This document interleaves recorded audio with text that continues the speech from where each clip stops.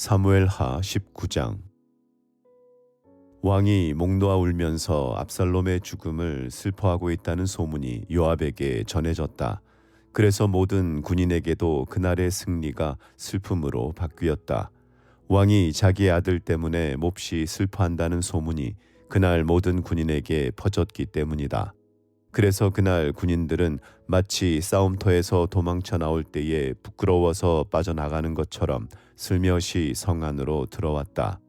그런데도 왕은 두 손으로 여전히 얼굴을 가린 채로 큰 소리로 내 아들 압살롬아, 내 아들아, 내 아들 압살롬아 하고 울부짖었다. 마침내 요압이 집으로 왕을 찾아가서 항의하였다.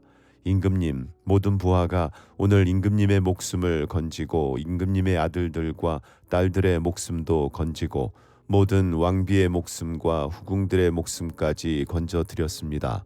그런데 임금님께서는 오히려 오늘 부하들을 부끄럽게 만드셨습니다. 임금님께서는 어찌하여 임금님을 반역한 무리들은 사랑하시고 임금님께 충성을 바친 부하들은 미워하시는 겁니까? 우리 지휘관들이나 부하들은 임금님께는 있으나 마나한 사람들입니까? 임금님께서는 오늘 임금님의 본심을 드러내셨습니다. 차라리 오늘 압살롬이 살고 우리가 모두 죽었더라면 임금님께서는 더 기뻐하셨을 것입니다. 그렇지 않으시다면 이제라도 일어나 밖으로 나가셔서 임금님의 부하들을 위로의 말로 격려해 주십시오.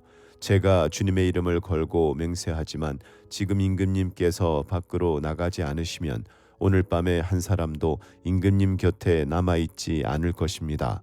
그러면 임금님께서 젊은 시절부터 이제까지 당한 그 모든 환난보다도 더 무서운 환난을 당하실 것입니다. 그러자 왕이 일어나서 성문 문루로 나와 앉았다. 임금님께서 성문 문루에 앉아 계신다 하는 소식이 모든 부하에게 전해지니 모든 부하가 왕의 앞으로 나왔다. 그 사이에 이스라엘 사람들은 모두 도망하여 저마다 자기 집으로 돌아갔다. 이스라엘 백성들은 지파마다 서로 의논이 분분하였다.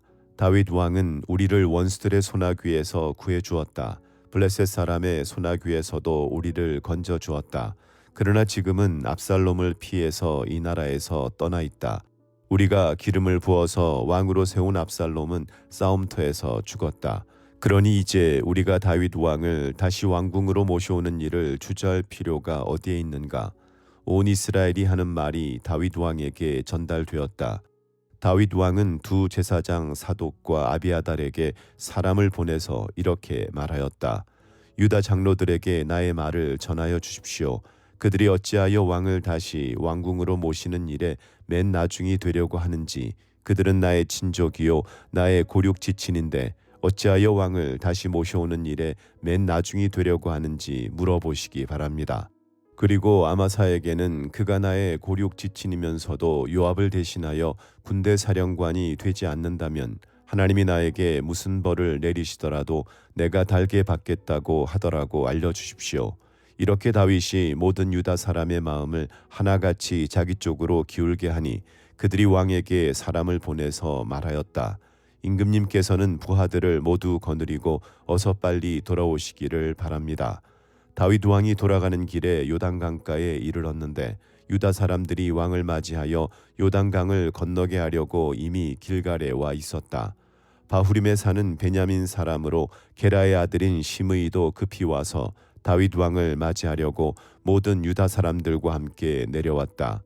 그는 베냐민 사람 1000명을 거느리고 사울 집안의 종 시바와 함께 왔는데 시바도 자기의 아들 15명과 자기의 종 20명을 다 데리고 나왔다. 이들은 요단강을 건너서 왕 앞으로 나왔다. 그들은 왕의 가족이 강을 건너는 일을 도와서 왕의 환심을 사려고 나룻배로 건너갔다. 왕이 요단강을 건너려고 할 때에 게라의 아들 시므이가 왕 앞에 엎드려서 말하였다.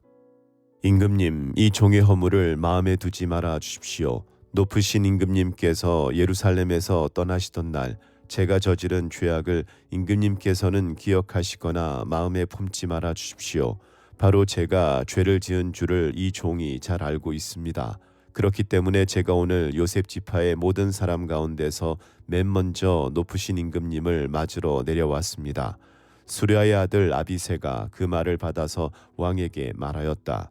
주님께서 기름 부어 세우신 분을 심의가 저주하였으니 그것만으로도 심의는 죽어야 마땅한 줄 압니다.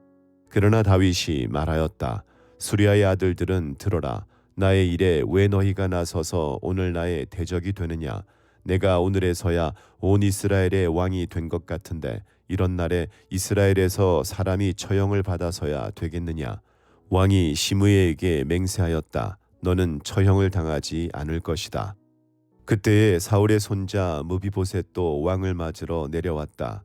그는 왕이 떠나간 날부터 평안하게 다시 돌아오는 날까지 발도 씻지 않고 수염도 깎지 않고 옷도 빨아입지 않았다. 그가 예루살렘에서 와서 왕을 맞이하니 왕이 그에게 물었다. 무비보셋은 어찌하여 나와 함께 떠나지 않았느냐? 그가 대답하였다.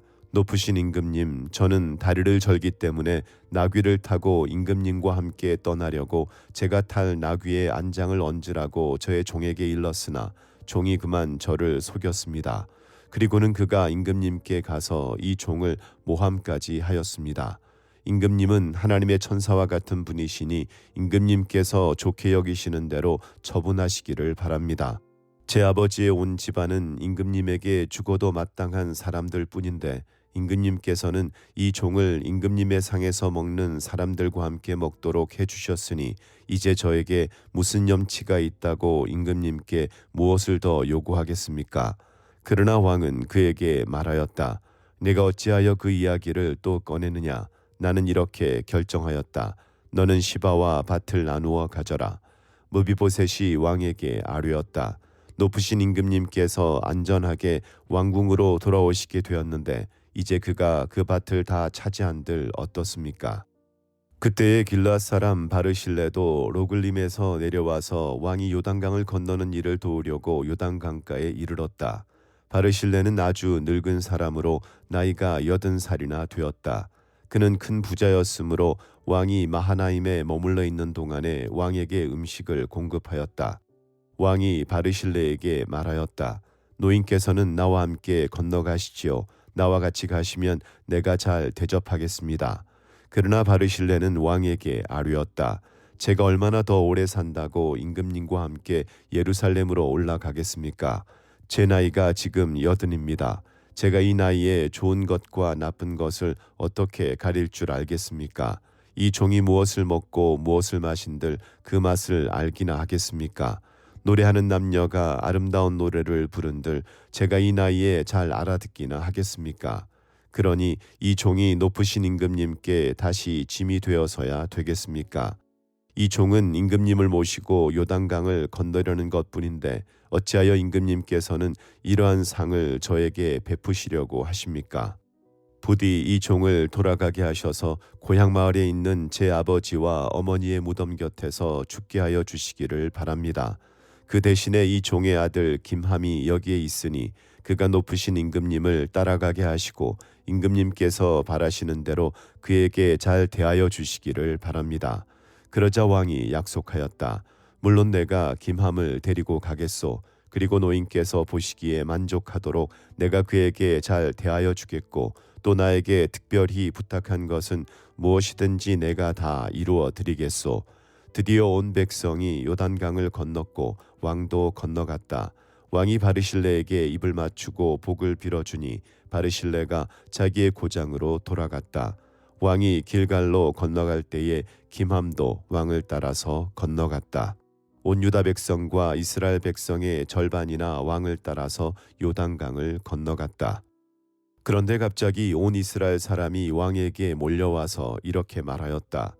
어찌하여 우리의 형제인 유다 사람들이 우리와 의논도 없이 임금님을 몰래 빼돌려 임금님과 임금님의 가족과 다윗 왕의 모든 신하를 모시고 건넜습니까? 그러자 온 유다 사람이 이스라엘 사람에게 대답하였다. 우리가 임금님과 더 가깝기 때문이다. 너희가 이런 일로 그렇게 화를 낼 이유가 무엇이냐? 우리가 임금님께 조금이라도 얻어먹은 것이 있느냐? 임금님이 우리에게 조금이라도 주신 것이 있어서 그러는 줄 아느냐? 그러나 이스라엘 사람은 유다 사람에게 이렇게 말하였다. 우리는 임금님께 요구할 권리가 너희보다 10갑절이나 더 있다. 그런데 어찌하여 너희는 우리를 무시하느냐? 높으신 임금님을 우리가 다시 모셔와야 되겠다고 맨 먼저 말한 사람이 바로 우리가 아니었느냐? 그래도 유다 사람의 말이 이스라엘 사람의 말보다 더 강경하였다. 20장. 그 즈음에 불량배 한 사람이 그곳에 있었는데 그의 이름은 세바였다. 그는 비그리의 아들로서 베냐민 사람이었다. 그는 나팔을 불면서 이렇게 외쳤다. 우리가 다윗에게서 얻을 몫은 아무것도 없다. 우리가 이새의 아들에게서 물려받을 유산은 아무것도 없다. 그러니 이스라엘 사람들아 모두들 자기의 집으로 돌아가자. 이 말을 들은 온 이스라엘 사람은 다윗을 버리고 비그리의 아들 세바를 따라갔다. 그러나 유다 사람은 요단강에서 예루살렘에 이르기까지 줄곧 자기들의 왕을 따랐다. 다윗은 예루살렘의 왕궁으로 돌아온 뒤에 예전에 왕궁을 지키라고 남겨둔 후궁 10명을 붙잡아서 방에 가두고 감시병을 두었다. 왕이 그들에게 먹을 것만 주고 더 이상 그들과 잠자리를 함께하지 않았으므로 그들은 죽을 때까지 갇혀서 생과부로 지냈다. 왕이 아마사에게 명령하였다. 장군은 유다 사람을 사흘 안에 모아 나에게 데려오고 그대도 함께 오시오. 아마사가 유다 사람을 모으러 갔으나 왕이 그에게 정하여 준 기간을 넘겼다. 그래서 다윗은 아비새에게 명령하였다. 이제 비그리의 아들 세바가 압살롬보다도 더 우리를 해롭게 할 것이오. 그러므로 장군은 나의 부하들을 데리고 그를 뒤쫓아가시오. 혹시라도 그가 잘 요새화된 성읍들을 발견하여 그리로 피하면 우리가 찾지 못할까 염려되오.